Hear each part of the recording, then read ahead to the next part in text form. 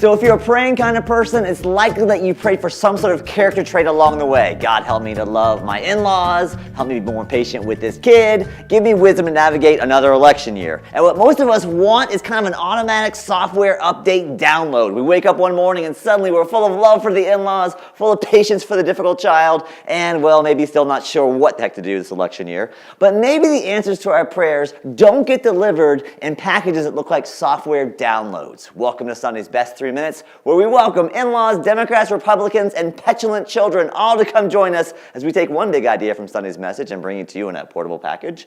Last week we looked at a passage in the New Testament book of Acts where the early church faced their first opposition. And rather than praying prayers like God protect us and keep us safe and keep watch over us from bad guys like I would have prayed, they prayed this courageous prayer for greater boldness. And what we get shortly after that is the answer to the prayer, but it doesn't come as a software download. The disciples are arrested, put in jail, and what happens in the middle of the night is this: an angel of the Lord opened the doors of the jail and brought them out.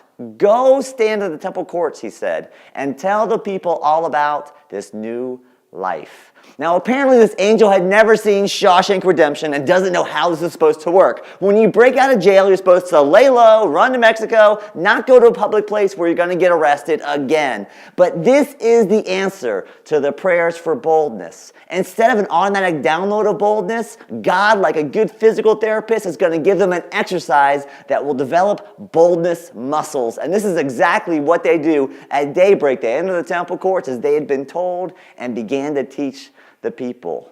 When we ask God for something, we often just want him to do it for us. And sometimes he does. But here we see what I think is the most frequent way God answers our prayers. Not an automatic download, but an invitation down a path that will result in the outcome that both you and God want, even though sometimes that path leads through challenge or hardship.